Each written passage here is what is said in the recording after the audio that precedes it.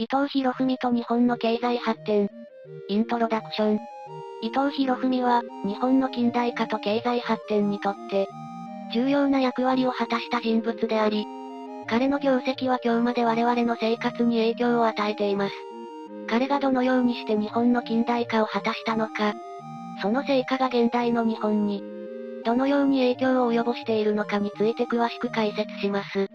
本動画では、ずんだもんと四国メタンの対話形式で、伊藤博文の功績を解説します。伊藤博文の役割。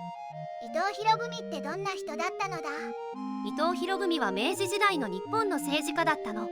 彼は日本初の文部大臣や初代内閣総理大臣を務めて、その役職を通じて日本の近代化に大きな影響を与えたの。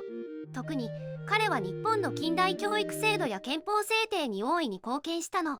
彼の教育改革は、日本人が自分自身を教育して自分の人生をより良くするための道具として教育を見るという考え方を強く推進したの。それによって日本人は自分自身の可能性を最大限に引き出すことを学んで、自分の人生を成功に導くための道筋をつけることができたのよ。日本の経済発展。伊藤博文が日本の経済発展にどんな風に影響を与えたのだ？伊藤博文は西洋の知識と技術を取り入れて日本の産業化と近代化を推進したの。彼の政策は日本が農業中心の経済から工業中心の経済へと変わるきっかけを作ったの。これは日本が大きな経済発展を遂げるための大事なステップだったの。彼のリーダーシップの下、日本は産業革命を体験して経済大国になる道を切り開いたの。その結果、日本の経済は急速に成長して世界の主要な経済大国の一つになることができたのよ。伊藤博文の遺産。伊藤博文の遺産って何なのだ？伊藤博文は日本の教育制度を確立して今の日本の経済発展の礎を築いたの。彼の政策と思想は現在の日本の教育、政治、経済に大きな影響を与えているの。彼の教育改革は日本人が自己啓発を重視する文化を形成したの。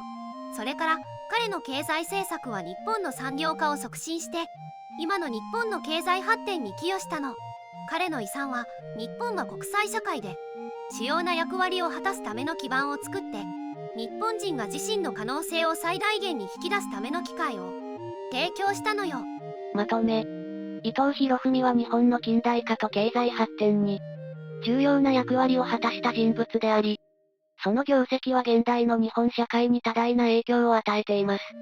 彼の功績が我々の生活にどのように影響を与えているかを理解することで、日本の歴史と現代社会の理解が深まることでしょう。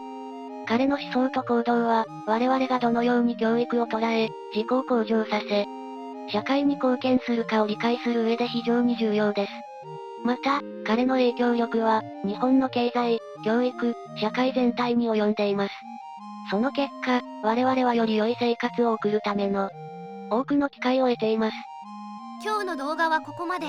最後まで見てくれてありがとうございました。このチャンネルでは日本の侍に関する情報を5分以内の短くまとめた動画を毎日投稿中。日本の歴史に興味があるならチャンネル登録や他の動画も見てみてね。